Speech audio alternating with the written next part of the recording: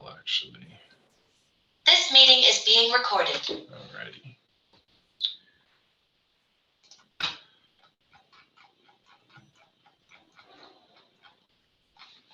So, hello, Joanne and Kevin. Thanks you both for showing up to the webinar today.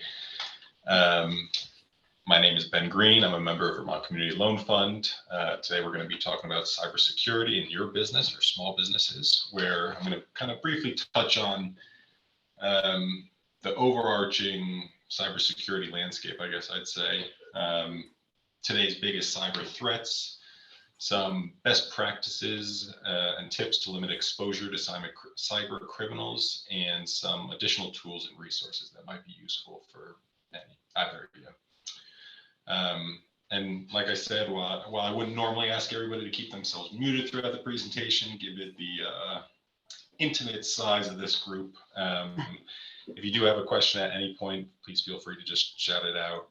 If you want to throw it in the chat, though, that's more than, that'll totally work as well. I just might not get to it till the end of the presentation. I just wanted to throw out the caveat that, as I'm sure you're both aware, cybersecurity is a pretty detailed and complicated subject. So in the next 30 minutes or so, we're really just going to be dipping our toes into kind of the big picture stuff.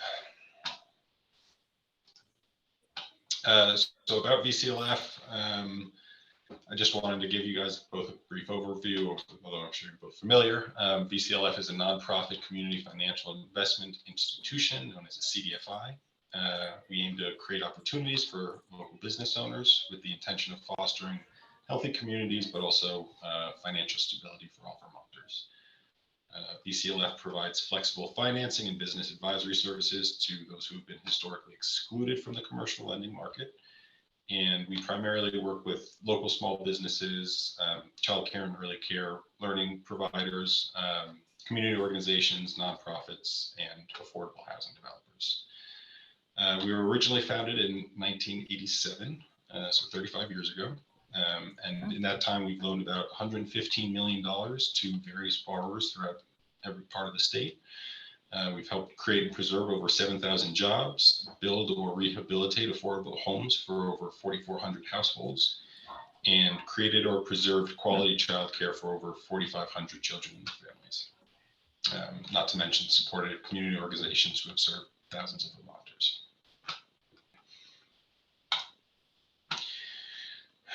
So why should a small business care about cybersecurity? Most people are aware that small business owners are constantly being stretched in thousands of directions. While you have the daily responsibilities kind of associated with whatever product or service you offer a client, other things like staffing or payroll or bookkeeping or advertising or human resources or whatever are just constantly added to the pile of to-dos. And while all those responsibilities are obviously completely necessary, the cumulative impact they have is that they leave entrepreneurs overwhelmed. So more often than not, a small business owner is going to be forced to make critical decisions to determine what they need to do to keep their business afloat with the limited time and energy they have. This will often lead to some businesses putting less necessary resources than recommended to a potential problem, which is kind of what brings us to cybersecurity. So not only do small business owners not have the bandwidth to address this potential issue, but most small business owners think it's unnecessary in the first place because the idea of facing a cyber threat seems so unlikely, so remote that it's not even worth addressing in the first place. But the unfortunate reality is that that mindset, along with poor security practices, outdated solutions, surprisingly valuable assets, and a disappointingly high success rate make small businesses the ideal target for a cyber criminal. Essentially, small businesses are kind of like low-hanging fruit for hackers, and hackers are very aware of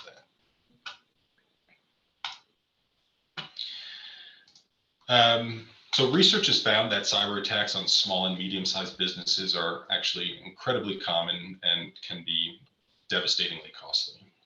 The 2019 study found that 63% of small to medium-sized businesses globally had experienced an attack over the course of the prior year. Another study, meanwhile, found that 43% of small business owners lacked any form of a cybersecurity plan or infrastructure. In 2021, the global average cost of a data breach was actually $4.24 million, which is almost a 10% increase from 2020 and the largest year-over-year increase in over a decade. The numbers are actually even worse for US-based businesses who on average saw a cost of $9.05 million. And while admittedly the average cost of a cyber attack is much lower for a small business based in the US, coming in at $188,000 in 2019, it's still a dramatic expense that frankly most small business owners are unable to survive when faced with. And to kind of reiterate the disproportionate effects of a data breach for a small business versus a larger organization, on average, a small business is going to end up paying about $3,533 per employee for a data breach, while a large business is only paying $204 per employee on average. On average, 38% of the direct costs associated with a cyber attack come from lost business. So when I'm thinking of that, I'm mainly including business disruptions and revenue loss from your systems being down,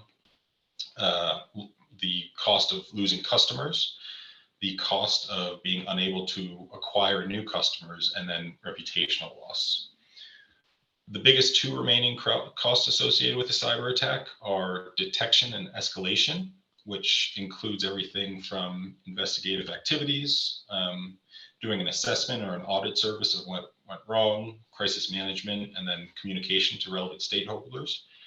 And then the second big thing is responding to the attack, which includes monitoring credit, enrolling in identity protection services, issuing new accounts or credit cards, legal expenditures, and regulatory fines that you might end up facing. Customer private or personal private information is actually the most commonly stolen data and makes up for 44% of all breaches. This is actually one of the costliest forms of a data breach too, because of the regulations and penalties associated with it. So in 2021, the average penalty for a single piece of stolen data was about $180, which in and of itself might not sound like a huge number, but for example, let's say you had 50 clients and had 5 data points on each of those clients, which could be, name, address, email, phone number, and a date of birth. So nothing too complicated right there, but even those 250 or so data points would actually end up costing a business $45,000 in penalties, which again can really put small businesses who don't have a lot in their bank account out of business. And then one nugget that I thought was pretty interesting was the increasing life cycle of a cyber attack. So data breaches typically occur over a pretty long period of time, which has actually on average been increasing year over year. The average life cycle in 2021 was 287 days, with it taking an average of 212 days to identify the attack and 75 days to contain the attack. So essentially that means if your business was attacked today, you would not have that threat contained until February 8th, 2023. So not only is it costly, but it can be incredibly time consuming too.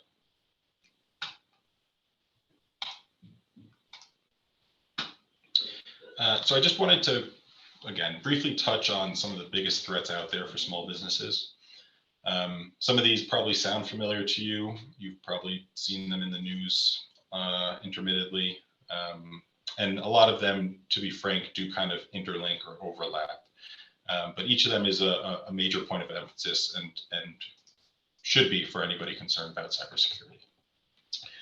So the first thing is ransomware. Ransomware is a specific software that gains access to a victim's files, locks and encrypts them, and then demands the victim to pay a ransom to get it back. It's probably the most publicized cyber threat out there, and has been in the news over the past few years, with examples being the Colonial Pipeline hack or JBS Foods. This form of digital kidnapping can target anything from personal photos to financial records or intellectual property. And they're usually launched when a victim clicks on an attachment or a link that appears legitimate but contains ransomware code. The second most common, or at least well-known, cyber threat out there is a phishing attack, which regularly comes in the form of an email or a website. Again, they're generally used to kind of collect personal or financial information, or to infect your machine with malware or viruses. Phishing also isn't always intended to harm the initial target, so much as it's used to collect information or gain access to their systems or other systems. So for an example, a cyber criminal could launch an attack against your business to access your customers' data, and then directly contact those customers with additional attacks. A more common example that I've actually heard of pretty recently would be a hacker gaining access to somebody's email and then contacting their own HR department or the HR department of the compromised email to tell them to change the direct deposit account to something associated with the hacker. To avoid phishing attacks, I'd recommend to reveal as little personal or financial information in an email as possible, including through links that are sent to you. Always check the security of a website that you're using.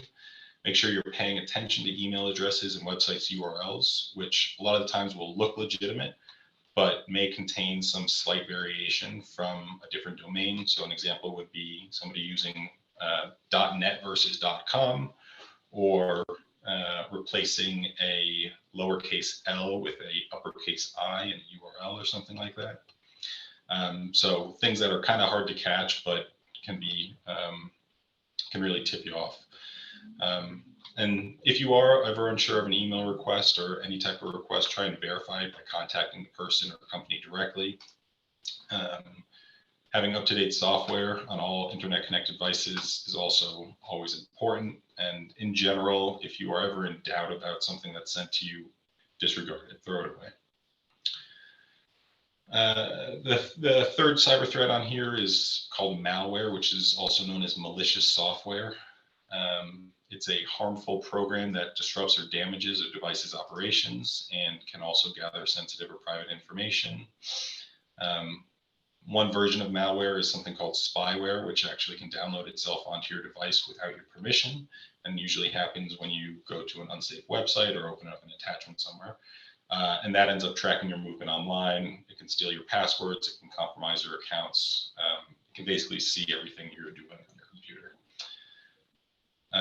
Another version of malware is a botnet, which is essentially, it allows a cyber criminal to remotely control your computer, launch attacks on your system, your websites, whatever they want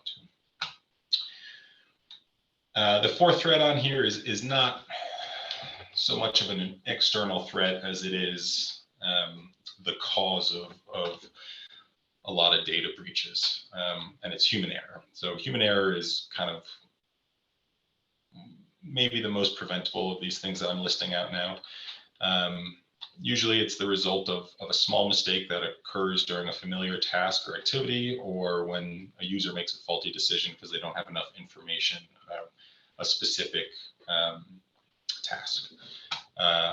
Human error can also happen because people are just tired, maybe they're not paying attention, they're somehow distracted, or just aren't really familiar with whatever environment they're working within. Some common human errors include using a weak password, storing passwords in unreliable places, improperly handling sensitive data, maybe using outdated or unauthorized software, opening email links or attachments without verifying their legitimacy, and plugging in unsecure devices into your system. And then the last threat I wanted to briefly touch on is insider threats. An insider threat is basically the potential of any person who has authorized access to or knowledge of your organization's resources, and that can include anything from personnel to facilities to information, equipment, networks, whatever. Something to remember is that insider threats may participate in these actions willingly, but they could also participate unwittingly or unwillingly. But at the end of the day, a careless mistake can be just as damaging to your business as an intentional threat. The most common form of an insider threat, it would be a disgruntled employee who wants to leave your firm and ends up stealing proprietary information or intellectual property to bring with them somewhere else.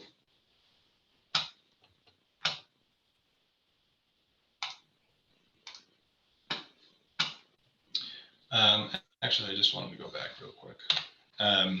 So I quickly wanted to bring up an example of a relatively recent malware attack that kind of happened in our backyard.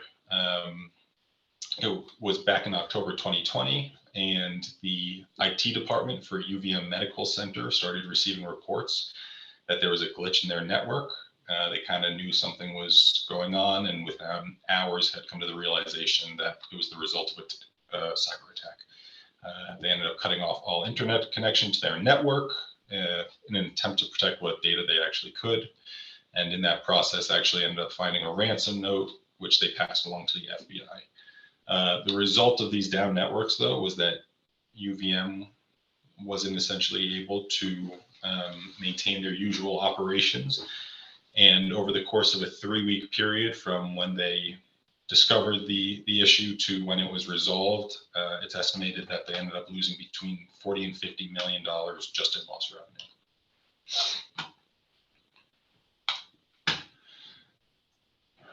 revenue. So here are some very general tips and best practices. They might seem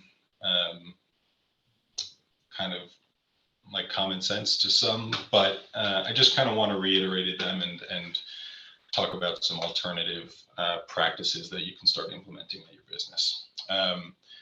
So the first is keeping all your operating systems, software, and applications as up to date as possible. I personally know it's easy to dismiss those notifications that tell you you need to restart your web browser in order to properly update the system.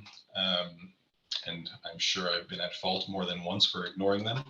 But those warnings can, if you do ignore those warnings, they can leave your system vulnerable if the updates are changing code that was susceptible to a hacker. I've personally noticed this being a more common process, particularly for my web browser in the past couple of years, as cybersecurity has started to become a little bit more in the public domain. And I could see, and I imagine a lot of those are just a result of faulty code that might be susceptible. The second tip is using a password manager if you can. So the two most commonly referenced password managers I ended up hearing about are LastPass and 1Password. 1Password is just with the number 1. If you don't use a password manager, though, there are some other simple steps that you can take to improve your security setup. First and foremost, try and use a different password for every account. You know, again, I'm at fault for this just as much as others, but there are plenty of people who will use the same password for multiple accounts, including things like a bank account, which makes you particularly susceptible if one thing is hacked, all of your logins are compromised. Additionally, I recommend using long and complex passwords, or even better, use passphrases composed of multiple words. Maybe they make up a sentence or something like that. But the longer a password, the more hard it is to crack it. Never write down your passwords on Post-it notes that you leave on your computer or under your keyboard or anywhere that's easily accessible for anybody who has physical access to your workspace or your personal space. And, you know, again, this might seem obvious, but don't tell other people your passwords. The third recommendation is backing up your data regularly. So this practice is actually less preventative and is actually more so for the response process in the case that you do have a data breach, but it can have a pretty big impact on the severity of a cyber attack. Backing up your data will essentially allow you to have a relatively up-to-date copy of your systems that you can reinstall in the case of a data breach, which would allow you to kind of wipe your system clean and then without losing too much information itself. The best practice is actually to have 2 copies of your backup data, one of which is stored online and one of which is stored offline. Again, it's just a way to give yourself more options. And it's also recommended that a small business back up their data at least twice a year, but obviously the more frequent, the better.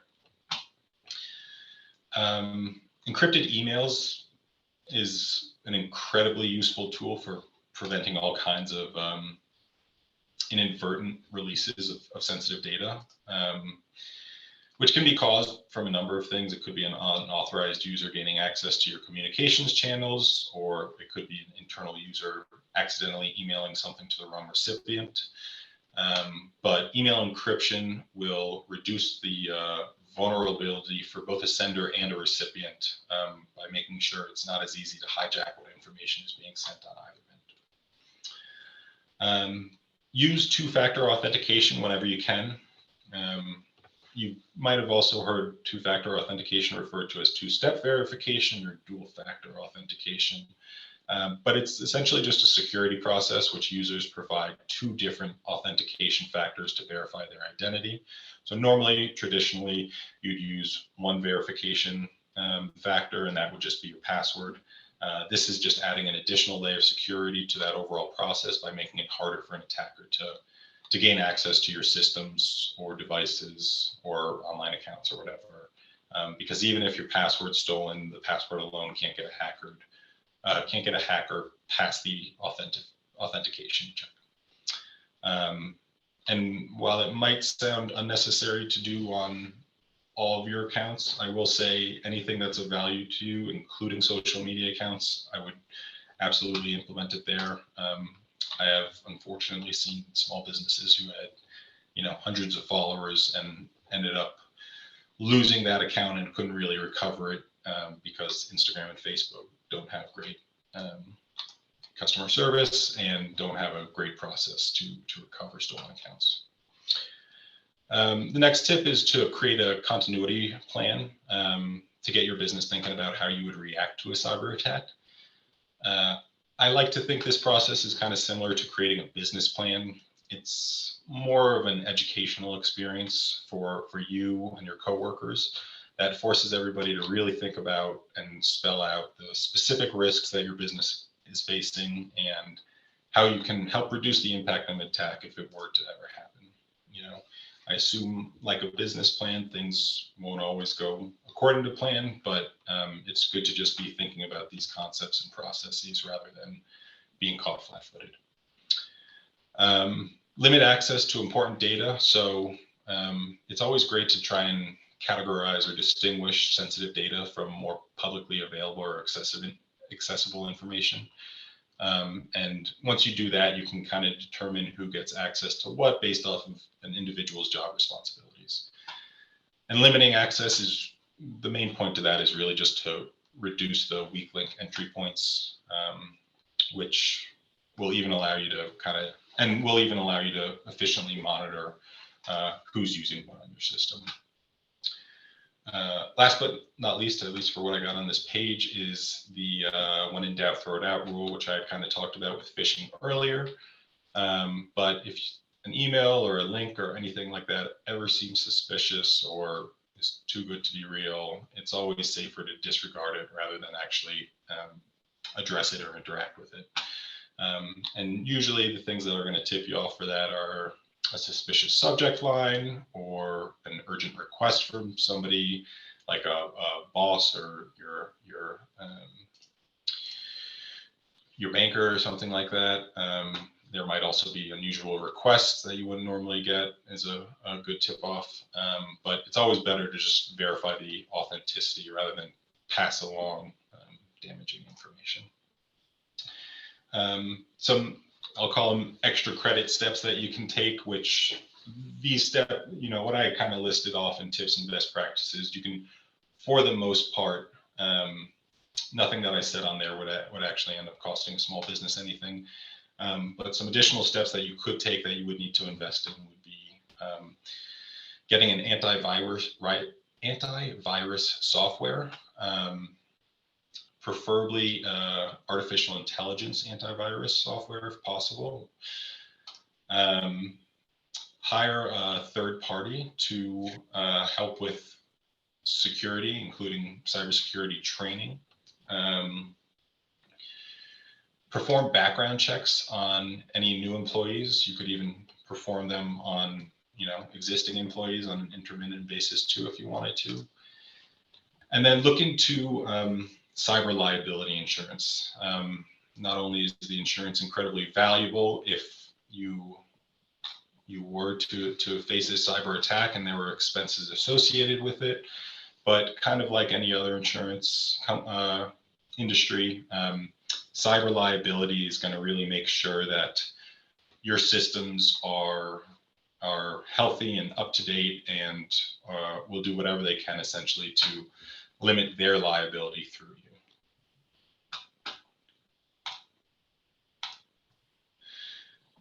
Here are some additional resources that I've listed out that I personally used when coming up with this presentation. Trend Micro is actually a cybersecurity company. They're one of the bigger ones in the US. Their whole thing is, I think they want to work with small business owners who might have limited capacity to implement systems on their own. KnowBe4 is actually a training or a cybersecurity training organization. VCLF has personally used it. They keep things relatively light and are pretty good at engaging whatever employees they are trying to train. They even have a fun little, I don't know if I call it a movie or a show or whatever that I know plenty of people here like. I personally found the IBM security cost of a data breach report to be very useful. I thought it was very easy to navigate and digest. They weren't trying to use any fancy insider terminology or anything like that, which I really appreciated. And they gave a lot of information. A lot of it wasn't necessarily specific to small businesses, but they do end up touching on small business points in there. And then I also just wanted to share SCORE, which I'm sure you two are familiar with, hosts and then posts recording of their webinars on their website. There was one in particular, it was actually hosted by Trend Micro, that I found to be pretty informative, and that was definitely geared more towards small business owners.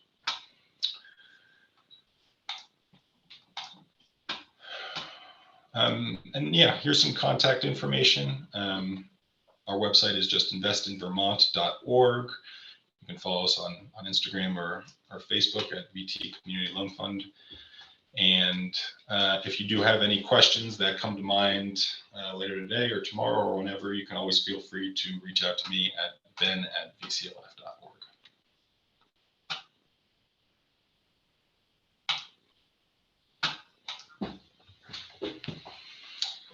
That's my spiel.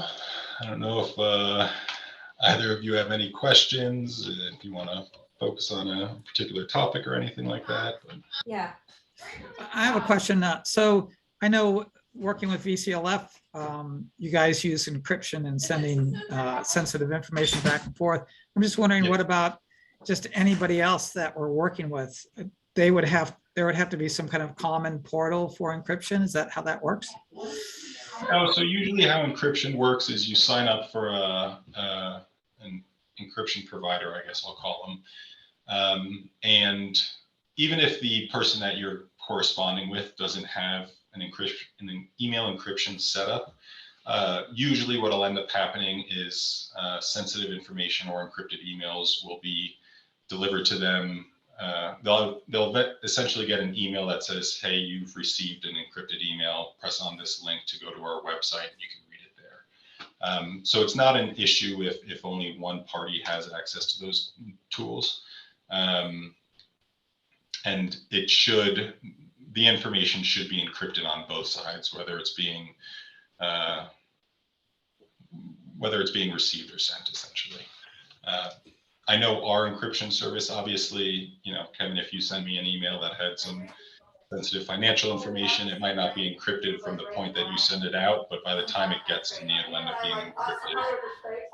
So even if it's sent by somebody who doesn't have those services, it'll still end up happening. Right. Yeah.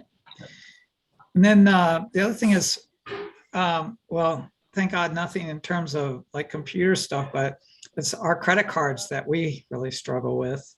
Okay. And we bank with Key Bank and they do a really good job, but you know, actually it was this month, I'd say almost $2,000 in credit card charges to our business cards.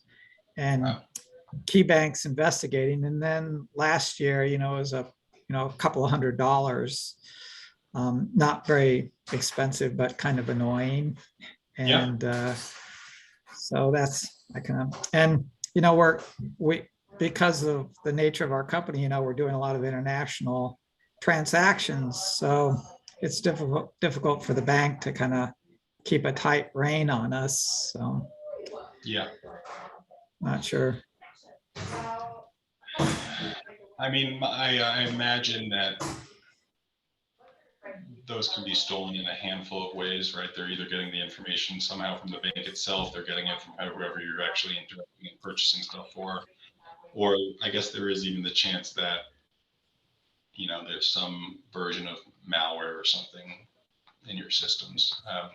I do know that there are, at least to address the latter of those three potentials, I do know that there are services that, and again, I think they're kind of offered by like Trend Micro and other organizations like that, where they'll essentially do a scan of your systems to see if there's any unknown code or malicious software on there, sort of. But yeah, I got to imagine that's frustrating to be dealing with Yeah. on a regular basis. And then I don't know, as a couple of months ago, the company that installed our web systems here in the building reported that their parent company got hacked. Oh, wow. Or the Wi-Fi passwords. Yeah. So that all had to be kind of dealt with. Yeah, that's the other interesting thing too, is because I had seen some other examples on that. I think there was a massive hack that actually happened in Sweden that was kind of similar to that. It was a software provider, then their systems were actually hacked. But what ended up happening was all of their software users basically got this message saying, hey, if you want your information back, contact us here, sort of thing. So it's not even necessarily what is your business susceptible. It's also who are you working with, and as everybody starts signing up for more software as a service provider, sort of thing, I think that threat's just going to continue to increase. And ultimately, there's not much you can do if one of your providers is the one causing you issues outside of maybe choosing somebody else. But and I will say that's one thing that I found particularly concerning is, let's say it was a reverse situation and somehow your connection with another provider was used to take advantage of somebody else. There is also an element of liability that your business would be open to if that were the case, or if you didn't have the proper preventative measures in place, you can get in quite a bit of trouble, to say the least. So. Otherwise, this is super helpful. Thanks. I really appreciate it. Awesome. Yeah, it raises a lot of good questions that the team should take a look at. Yeah, and I know we're also considering, given just the scope of cybersecurity in general, maybe having a follow-up one of these workshops where maybe we'll try and bring in a professional cybersecurity provider. Yeah, excellent. Yeah, that'd be great. Into the and weeds. Ben, it said this is recorded, right? So that I have some other people that I'd like to have watch it, and so you'll be sending us a link for the recording. Yeah, I can go ahead and try and send the link directly to you, Joanne. I will also say it might take a week or so, but Vermont Community Loan Fund has a YouTube page also that it'll definitely get posted to there as well. Thank you. Which should be pretty searchable if you just type in YouTube Vermont Community Loan Fund. I think it's the first thing to pop up. Having said